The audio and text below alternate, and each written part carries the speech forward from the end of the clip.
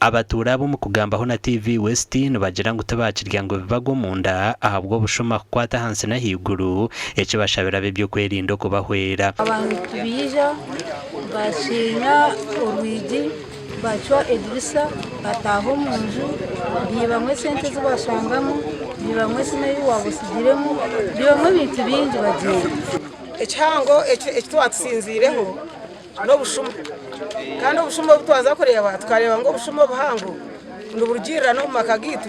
ahabwa abazire kunaginjura abana babo bakakora bagiye byegenje ikinyangarize mununga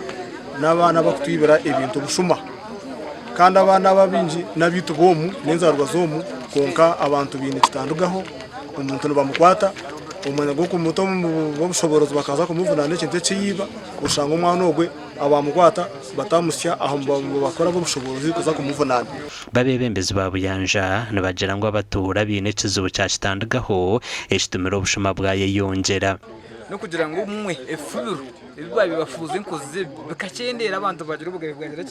bwabarenga hato umuntu adikatika tubugabe bwangira ubunyicereza ukwenda iteka kasita government ikagira ngo watugunjura umuntu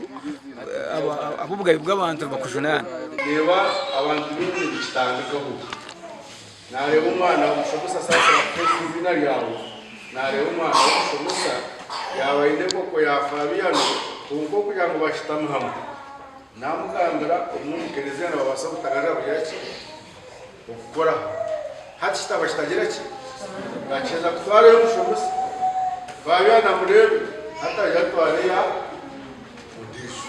Steven Nsubuga or RDC warukunjira tahiro munshongezi kandi nagira ngo abazire birebe bakurize kuba bana babo eshitumire nkoze bahagaruza yiyongera naho gama tumwana tubamukwata ko uwo mwana tubamukwata ko reka yo kumusana uboye mwana tumukwata ko sembuka ubori yogenda watu walala neole mekusa misesengere